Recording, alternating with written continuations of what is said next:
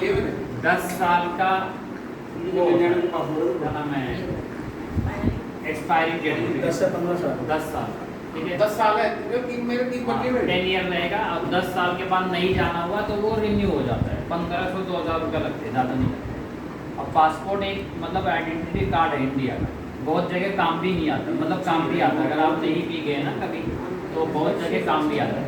Experience ये कहीं भी अगर आप जाओ ना फ्यूचर में तो वीज़ा जो वहाँ का है वो आपको पहले ही क्लियर करके रखना है।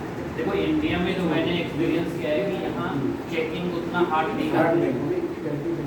हमें रोक लिया था उन्होंने मलेशिया में, मतलब हमारे वीज़ा में थोड़ा सा इशू आ गया था नंबर का, तो उन्होंने सीधा बोला कि आपको इंडिया जाना पड़ेगा वहीं से एयरपोर्ट से। तो कभी भी जैसे इंडिया में हमने चेकिंग कर लिया हम तो खुश हो गए कि हम मलेशिया पहुँच जाएंगे, तो इंडिया में पूरा चेकिंग हो गया, पूरा वीज़ा पासपोर्ट सामान वामान। अब फ्लाइट में जब बैठ गए तो थोड़ा सा खुश हो गए कि हम मलेशिया पहुंच जाएंगे। अब मलेशिया में जब पहुंचे तो वहाँ ना इमिग्रेशन करते हैं, इमिग्रेशन ये चेक करेंगे कि आपको ये चेक करेंगे कि मैं इन्हें एंट्री दूँ ना। अब उसमें ना वीज़ा में इशू आ गया मेरे, वीज़ा में क्या हो गया था मेरे फादर के नाम से ना 2 वीज़ा इशू हो गया गलती से। अब जैसे कंपनी की तरफ से 400 लोग थे तो कंपनी इशू कर रही थी तो हो सकता है 2 इशू हो गया गलती से। अब जो इशू हुआ वो मेरे पास था, मतलब 2 इशू हुआ तो एक मेरे पास था एक नहीं था, और जो मेरे पास था वो मलेशिया गवर्नमेंट के पास नहीं था। अब जब वहाँ पर पहुँचे अब मैंने दिखाया तो वो मैच ही नहीं हो रहा था, और वहाँ पर जो हेड ऑफिस था तो वहाँ पर मुझे भेज दिया उन्होंने कि आप जाके उनसे बात करो। तो वहाँ पर गए तो 3 ऑफिसर बैठे थे वहाँ पर, तीनों ने डायरेक्ट बोला कि आप सीधा आप इंडिया जाओ, कोई सॉल्यूशन ही नहीं। और वहाँ की गवर्नमेंट इतनी स्ट्रिक्ट है कि ऑफिसर के सर पे ही कैमरा लगा रखी है, मतलब आप उन्हें पैसे देना चाहो कुछ भी ना सुनेंगी।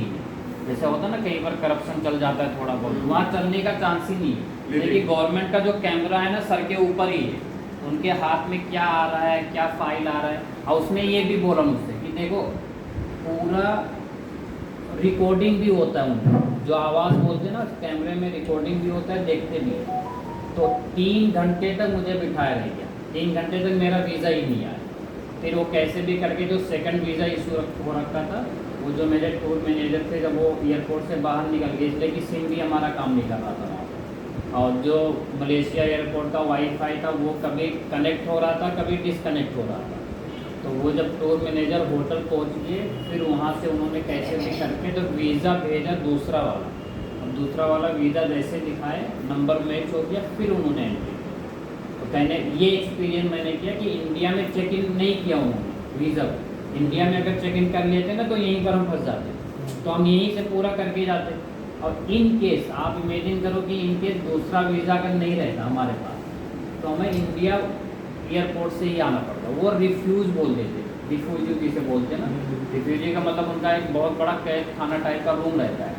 जैसे वीज़ा में कुछ मिस्टेक हो गया, पासपोर्ट में मिस्टेक हो गया तो आपको उस कमरे में भेज देंगे, 2-4 घंटे के लिए बैठाएंगे, उसके बाद आपका टिकट कराएंगे, वापस का पैसा आपसे ही लेंगे और वहीं से पूरा सब सामान के साथ आपको जिस कंट्री से हम जाएंगे ना उस कंट्री में भेज देंगे।